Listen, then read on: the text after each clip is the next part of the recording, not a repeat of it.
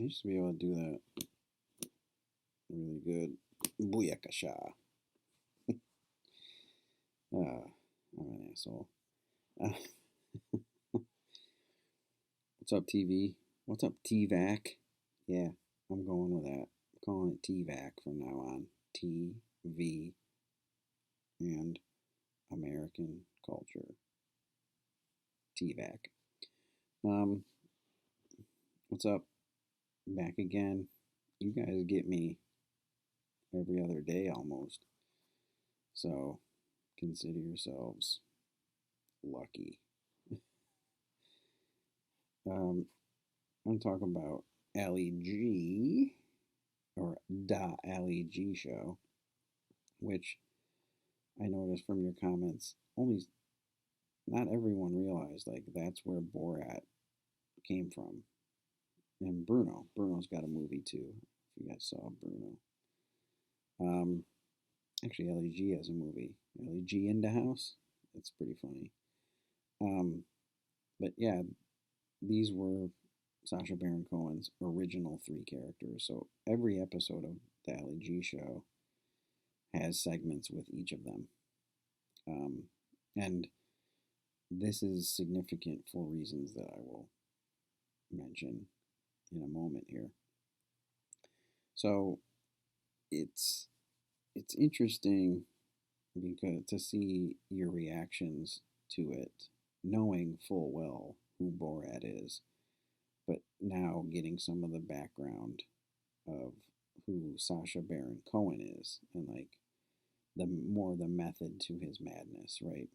Um, Sacha Baron Cohen is as outspoken as any comedian about um, injustice and just fucked up shit that goes on in the world, and he has used his platform of media, television, movies, whatever, comedy to to speak out about it.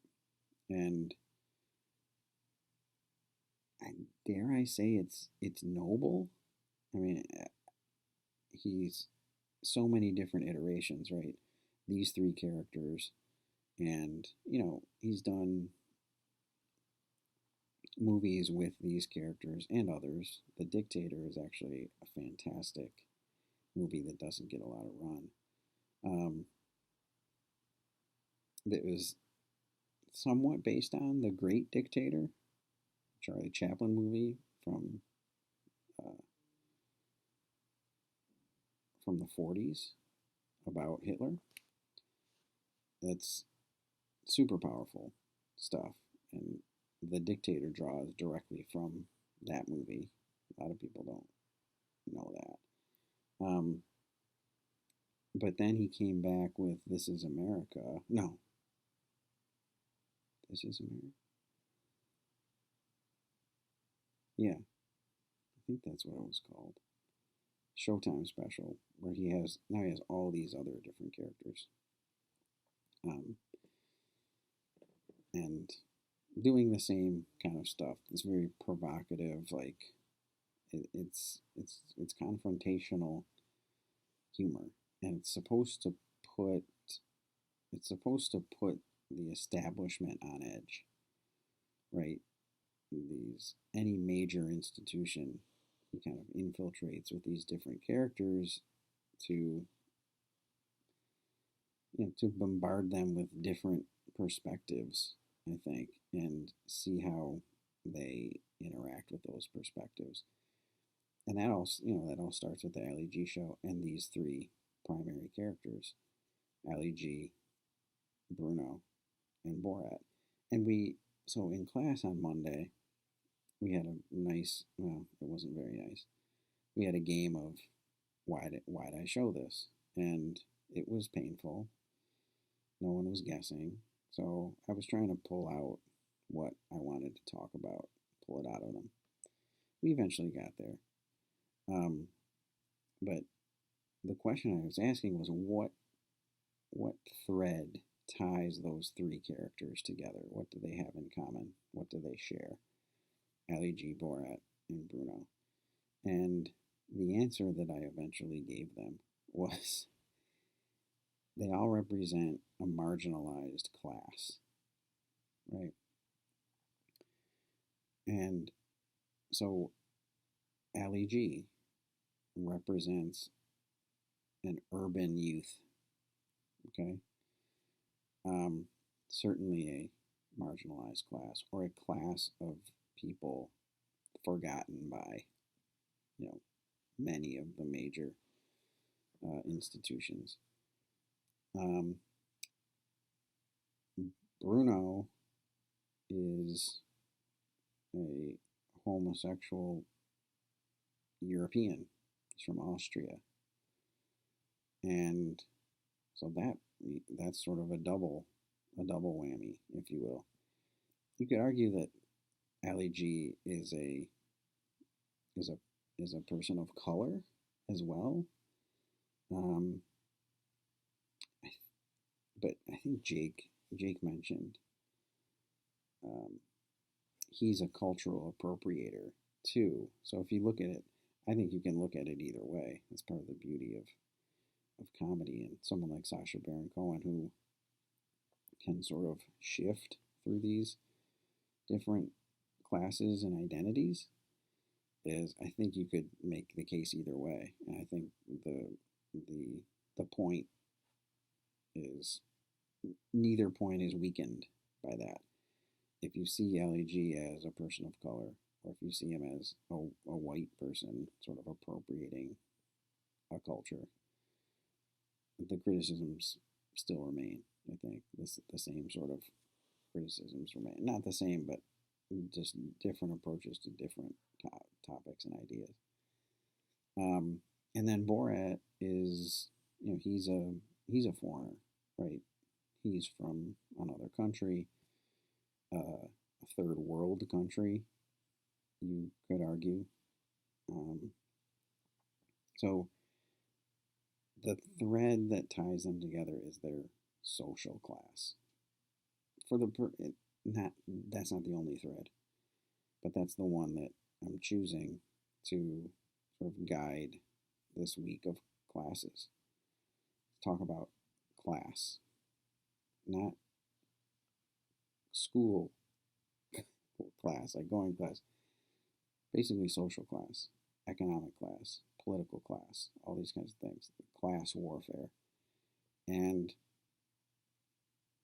it's the decision to make those characters and shape them the way he did was deliberate. This is my argument. And it was deliberate for any number of reasons, but the primary one was these are characters from a marginalized class. And they're almost always interacting with a less marginalized class. In the best case, in the worst case, an extremely privileged class, let's just say. So if you look at the episode, well, here's a funny thing. The episode we watched in class is the one that aired on HBO, and the one that's on the WordPress that some of you watched had scenes from that episode, but also some other ones. So some of the content didn't necessarily match up. So if I'm talking about a thing and you're like, wait, I don't remember that, then I'm talking about the one from class. Um, so, but the sentiment is the same, and most of the scenes were in both. Um, so class, keep that in mind, not just now and today, but what we're gonna watch today, what we're gonna watch Friday, and maybe Monday. I can't remember what I had planned, but definitely the rest of this week. All discussions are going to sort of sprout from the notion of class. And Ali G, Borat, and Bruno, they all challenge these huge American institutions, right? And you can go right down the list, right? Politics, fashion, fitness industry, publishing, corporate America, I guess that's publishing, corporate America, middle America, right? The conservative sort of, um, the conservative movement. That's from Class, the guy who runs the gun club. So basically, middle America, uh, all these things, the characters were created, designed to challenge these institutions from a marginalized position. And sort of, it's a way of. I was just talking about this in a video from my other class, giving voice to the voiceless. Like that's something that I think Ali G or Sacha Baron Cohen, let's just say, is is overwhelmingly invested in, is giving voice to the voiceless in this world when that we're only hearing very, you know, very specific voices. It seems. Where do you get your information from? Well, those are we're hearing a lot of white male voices constantly. Um, People in power, people on the news, people in the media, all this kind of stuff. That's what we're getting largely and have been for a long time. Maybe it's sort of deteriorating somewhat, and maybe that's because of people like Sacha Baron Cohen. I don't know. But giving voice to the voiceless. So these communities or these groups of people that these characters represent are now being heard, right? Or at least they're having their concerns met, or at least they're a part of the discussion. Let's put it that way. Um, and I can't even I can't stress how important that is. I know we might look past it and be like, oh yeah, well, duh, of course, who cares, whatever. No, like it's important um, to see that, and so the creation of these characters is deliberate. Like he could have done a funny show with characters who aren't um, sort of saddled with this marginalized designation, right? He's good enough. Like he certainly could have done that. So the fact that all three characters have this thread that ties them together of their class, their social class, I think, was deliberate. And it was to sort of, you know, dismantle or take the air out of these big institutions that we sort of bend over for without even thinking about, that really don't represent us in the ways that they should.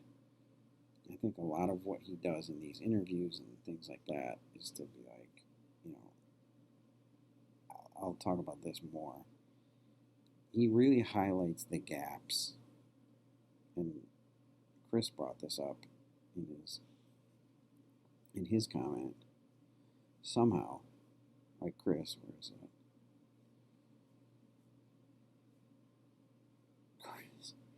Chris literally like said something that, where the fuck is it? Oh, right here. Like, listen to the sentence. Cohen makes it apparent that he's trying to find the gap in knowledge of people from outside of the topic. Now, that's literally what I said in class on Monday, and I've been saying for years, right? Gaps. So either Chris is a genius, or he's got a mole in the Monday class. feeding him info. So, either way, agreed. Gaps. I'll talk a lot about gaps this week, especially. And what the Ali G show does is it highlights the gaps. There's so many gaps in this country. Actually, the Gap, the store, the numbers are dwindling, but gaps in opportunity, right? Gaps in understanding, gaps in knowledge, gaps in race, gaps in gender, gaps in class, gaps in economics, politics, if I didn't say it already.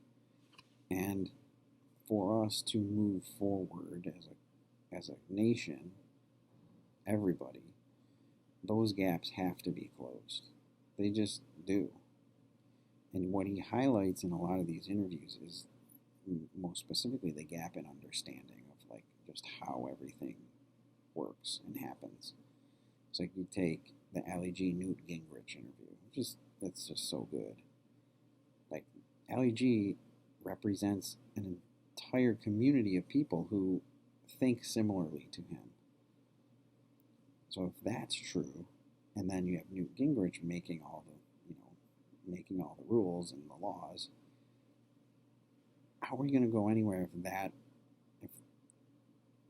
if Gingrich can't sympathize with Ali G any more than Ali G can understand or sympathize with Newt Gingrich?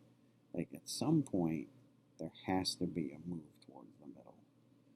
I think that's what a lot of his characters are trying to do, is like highlight how far apart we are, which should beget us realizing we need to be closer together. And not physically, like, oh, just love each other, but like existentially and intellectually and all those kinds of things. So the creation of these characters is deliberate to highlight the gaps in knowledge and understanding and opportunity that exist between the classes. And until we shed all that, these class distinctions, that's the first obstacle towards this bridging of these gaps, is to be like, fuck all this class stuff. Like, if you're from a different country, or if you're a different race or sexuality, or you're a young person, whatever, like, who cares? Like, you're valuable. You have something to offer. Let me hear what you have to say. So that's one of the big takeaways for me, is the brilliant way that Sacha Baron Cohen highlights the gaps with intent to close the gaps, I guess. So those kinds of things. And then that takes me to Evelyn. Evelyn's comment mentioned the wild and bizarre questions that Ali G's asking Newt Gingrich, among others. And my response to that is, but those questions aren't wild or bizarre to Ali G. I mean, like, it's, to us it is, but this guy has a totally different understanding of the world. Like, that's kind of I think the point of Ali G and my point in analyzing him. These questions aren't bizarre or wild to him. And the communities that he is created to represent. Does that make sense? Like, there is a logic to his questions about welfare, and his questions about a female president. And there is a logic. It's very rudimentary, but there is a logic there. And there's also, his perception, the whole female president thing. He just doesn't get it, because the culture that he grew up in and he knows in his community, I mean, still has these archaic notions of, you know, of womanhood and women in with power and women in the workplace and things like that. It's like, I mean, he's got to have a lesson in that alone, right? Um, so, kind of that too. How can you legislate a country or a community that you have no understanding of? Newt Gingrich is like, what the fuck is this? I used the analogy in class about Republicans now, um, basically, legislating women's bodies for them. And as you know, the majority of conservatives making these laws legislating women's bodies are old white dudes. It's like they're not even equipped to make decisions about women's bodies, but they do it. So Newt Gingrich isn't even equipped to address the concerns of Ali G in his community. He doesn't, I mean, he can't even wrap his head around it. So how's that going to work? How does any of this work in a manner in which everybody moves forward, not just rich white dudes in power?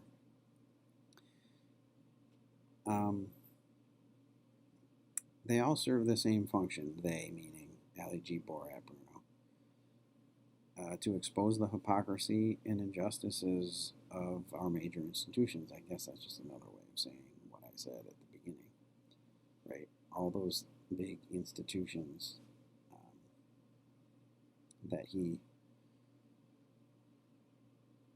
interviews and talks to, the DEA, right? That was from class.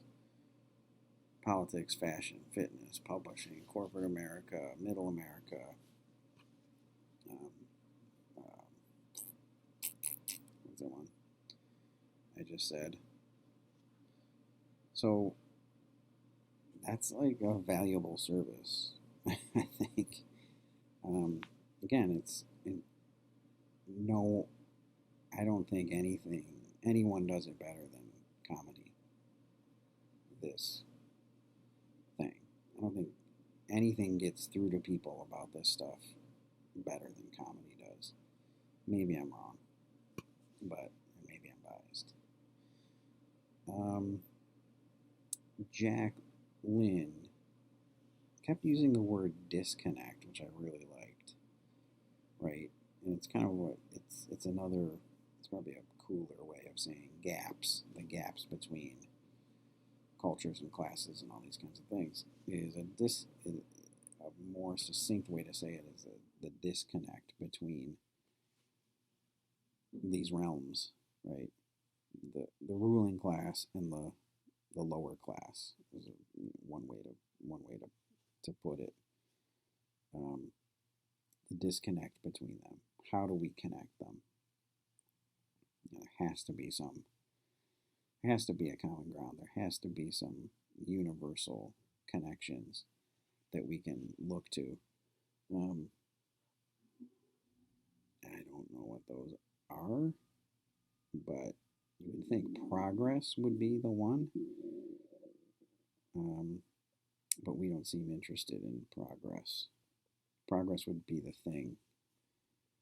Like everybody wants to move forward and have a better life and things like that. So progress, but we don't seem, as a culture, too interested in. Well, the ruling class doesn't want everybody to make progress, or else they feel like they are not making progress. If other people are making progress, maybe that's a problem.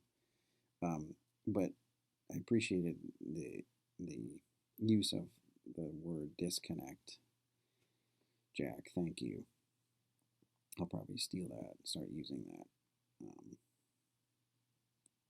when I'm talking about this show. And then Eric, and I guess Jake's comment, these are kind of similar. Eric talked about the implication of norms, right? What these things that we sort of settle for or um, agree upon as norms how they can limit us, right? And the implications of them. I thought that was an interesting take um, on this show. What does he say? His humor revolves around questioning society and things that we have taken as a norm without really thinking about the implications these norms have, right? Um, I like that. That's a good way to look at it. And Jake's kind of actually Jake's came first. He kind of piggybacked Jake, saying that the characters are all caricatures of our own prejudices, which I love because it's like Sacha Baron Cohen is giving us what we want, right? Like he's giving us the stereotype, like almost too much, right? Ali G is just so like street, right? Urban youth, as I said before, um, gangster, whatever you want to call it, right? He's exactly what Newt Gingrich thinks of him and everyone that he represents. And it's ridiculous, right? Like he's so ridiculously that guy. It should make Newt Gingrich be like, oh wait, I, this is what I think of people. Like that's kind of bullshit. And Borat, right? Borat is the from the third world country. He's the foreigner who's just a simpleton, right? We think everybody from anywhere in the world that's not here is that way. And he so overplays it, misunderstanding, playing dumb, um, which Eric also mentioned, and Bruno, right? Like this, you want gay, or we want flamboyant gay, right? Flamboyant gay, and the mohawk and the Austrian thing, like they're caricatures of our own prejudices, of the things that we think about these kinds of people in their communities. And that's a really good way to look at it, and classify it. And we sort of you're seeing it. You're supposed to see it reflected back on you, right? But I think too few people take the time to do that. Um, so I think that's all I got here. Yeah. So thanks for your comments. And I'm going to give you an Easter egg here. So if you've watched the video this far, comment on this video using the word, what could be the word? Using the word existential. Use the word existential in your comment on this video, on this post, not on the YouTube, not that, on this post. Use the word existential in your comment, and I'll give you extra credit towards your final grade. Yeah, do that. Hopefully, you got this far. I'll be back. I'll see you on Friday via vid. Late.